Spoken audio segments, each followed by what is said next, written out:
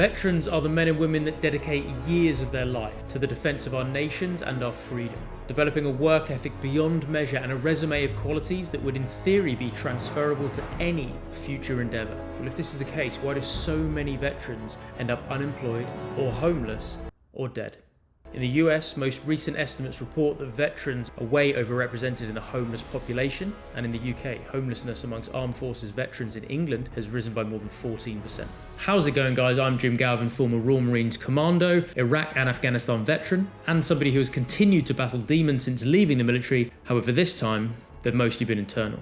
So I'm British, obviously, but I've been lucky enough to travel a lot over the last couple of years, and I'm currently here in America for the next few months. One thing that seems to be universal, regardless of where I go, is the kind of struggles that veterans have when they leave the forces. So today, I want to talk about what these struggles are, why they have such an effect on our nation's warriors, and if we can, how to mitigate these to prevent ourselves and our colleagues from ending up on the streets, or worse. I'll start by saying this before the comment section kicks off with keyboard warriors from the Troll Brigade throwing their 2 cents in. I'm not a psychologist, I'm not a psychotherapist. All I am doing is sharing with you my experience, anecdotally, and observations from the kind of struggles that my colleagues here in the US and back in the UK share.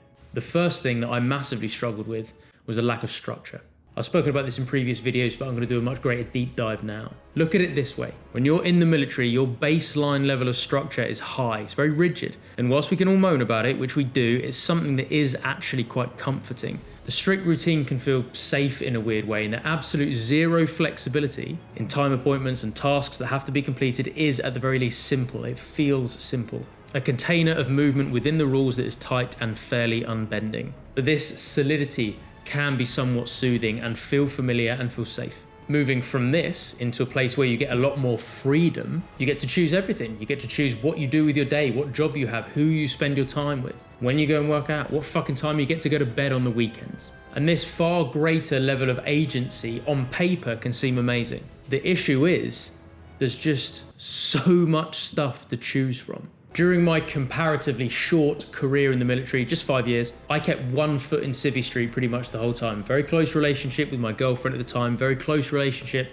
with a lot of my civilian friends. And I still found it very hard being thrown into this unstructured ocean of decisions that need to be made. Lack of structure and paradox of choice. So for the men and women who spend 8 to 10 plus years completely immersed in that environment, it must feel for them as though they're entering into a foreign world. With the very real and very sudden loss of identity associated with leaving the military, it makes complete sense that the lack of structure for finding a new path, a new chapter, and to work out who the hell you actually are now, could result in an identity loss that would make even the strongest willed soldier seek comfort in other, more nefarious means. We'll speak a bit more about this in a second. Even with somebody's new career, say they're a big, extroverted, gregarious character and they move into something like sales or recruitment or real estate, something that's commission-based. There'll be a very loose guideline of the hours you're supposed to work, with a very obvious underlying narrative that you need to graft out of those hours if you're to ever make any really good money. But how many extra hours am I supposed to be working? What's the bloody structure? Where's the guideline?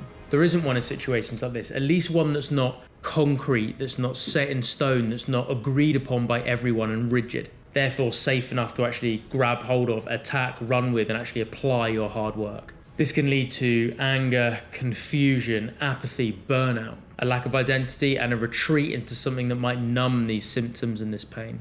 Alcohol, substances, again, we'll cover more of this in a second. The second reason, a truly monumental struggle for most veterans, is the distinct and very sudden loss of brotherhood. 1 minute you're one of the boys, an Army Ranger, a Navy SEAL, a soldier of whatever unit that you're in, a proud Black Knight of K Company like myself, and the next minute, you're just not anymore.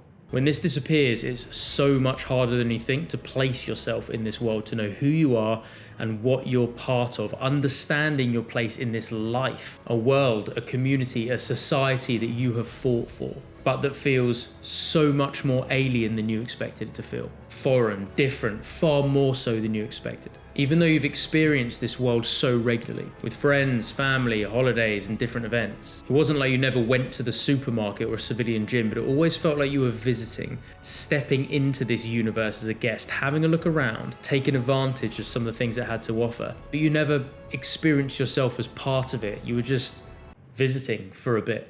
And it can be so alienating now that you're in it, now that you're part of it. no longer viewing it from the outside or from the periphery, immersed, a cog in that machine, a working part, just as much as everyone else. And when we partner this transition with the instant decoupling from the brotherhood of other men, I personally have never felt so isolated in my life as I did for the 2 years after I left my commando unit. It is a weird, incomparable level of loneliness that I would not wish upon anyone. I was lucky enough to have some money behind me that I saved from my tours of Iraq and Afghanistan, and some very close civilian friends that I lent on for help and support. But the fact of the flipping matter is, guys, a lot of men that leave aren't as lucky. Men form the strongest bonds when we go through hard things together, healthy, primal, masculine connections that are forged through a shared journey of adversity. It's stress testing, right? That's what it is. That's what we do. We learn to laugh about how shit a tour of Afghanistan or an adventure training package or even a one-day exercise is together when we see that our buddy next to us is just as exhausted as we are. Barriers dissolve, trust is formed, and friendships are forged. Whereas in civilian life in the modern world, this is very hard to replicate.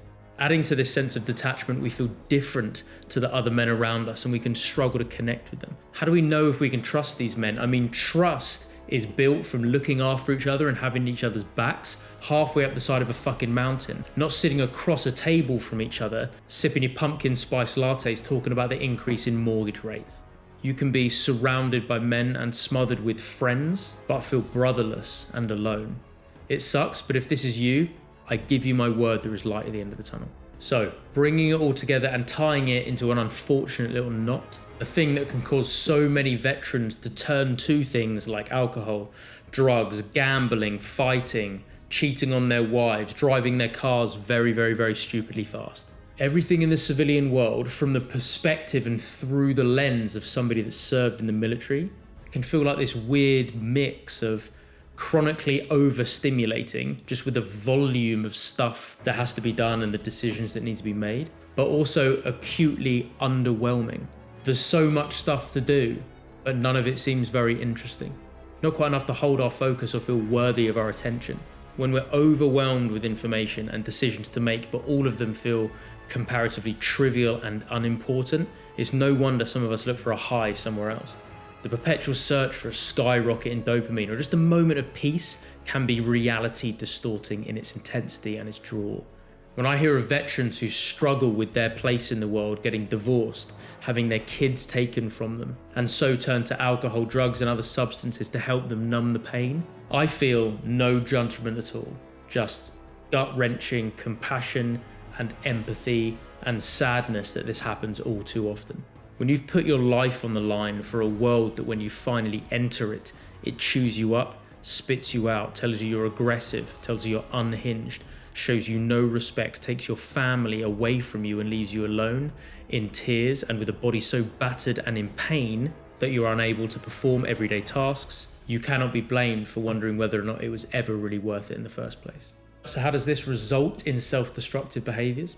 Well, let's look at it through the lens of our natural predisposition. We are men that are attracted to the most highly stimulating environment ever possible: combat, conflict, and war. Basically, we're people that are addicted to stress, not chronic stress, like being told off or sneered at by our boss every Monday morning. Acute stress. The problem is that acute stressors by their nature are often fucking dangerous, either in regards to their lethality, they're expensive, or sometimes they're just plain bloody illegal. We want to feel alive, and sometimes the only things that can do that are drugs, extremely dangerous activities, gambling, fighting, or adultery. The need for a neurotransmitter dump big enough to feel as though you're not sleeping all the time is crucial. Life seems almost not worth living if you can't have these occasional moments when you finally feel as though you're actually alive. It tends to be these decisions, these behaviors, these habits that cause the gradual erosion and then final implosion of their relationships, of their new jobs, of their bodies, and of their mental health. And as soon as you're on this spiral, it's hard to halt the momentum towards a potentially darker future. And it might be pie in the sky thinking, but I refuse to believe that it has to be this way. In my opinion, the three above problems being as much of a big issue as they are all stem from one cause: not realizing that they were coming. not realizing that Civvy Street would be so different, and therefore not putting anything in place, no defense mechanisms, no safeguards against these feelings being as strong as they are. A few things that might help, that I hope help. Learning how to structure your days and your weeks. For me, mornings are pretty carnage and evenings feel a lot calmer. So every evening, I put together a rough overview of the necessary actions the following day. Putting pen to paper and doing this every night makes me feel a little bit less like the following day is an absolute tornado and more like I'm in control. It has been very flipping helpful. Secondly, making sure that you see your buddies at least once a week. If you are somebody who does not have time to reinforce that sense of brotherhood at least once a week, you are probably someone who needs to be doing it twice. Tell them that you flipping need it, lean on them, or something that can actually really reinforce a sense of usefulness for you. Check in with them, ask them how they're doing and make sure that they're okay. We all like to feel needed. We all like to feel useful and purposeful in our community and in our brotherhood. If one of your guys leans on you, you're going to drop everything and look after him. Don't insult your friends by thinking they wouldn't do the same and that they wouldn't feel grateful to have the opportunity to spend 1 hour hanging out with you. It's going to make both of you feel a hell of a lot better. And thirdly, scheduling in some adventure, some adrenaline-fueled time to quench your thirst of the things that make you feel alive, so that you're actually a little bit calmer moving through the rest of your month as a civilian now. Don't wait until you've slipped in to existential dread. Get ahead of the game. Do this stuff in advance. It's like depression prevention. And the final thing I want to share with you is a broader approach towards assisting with the transition, right? I think a lot of veterans kind of resist the change. Now, while there's huge value in harnessing everything the military has given us, there's a lot of damage to be done if we too strongly resist the transition back into civilian life. If you're leaving the military and re-entering the real world, whether it's by your choice, it's the end of your service, if you've been discharged and it's not your choice, whatever, if it's happening, it is happening. And resisting it probably isn't a great strategy and it's only going to hurt you. We're still veterans, it's in our blood and nobody can take that away from us. But too strongly resisting the transition back into Civvy Street is only doing harm for you. Release the tiller, accept the change.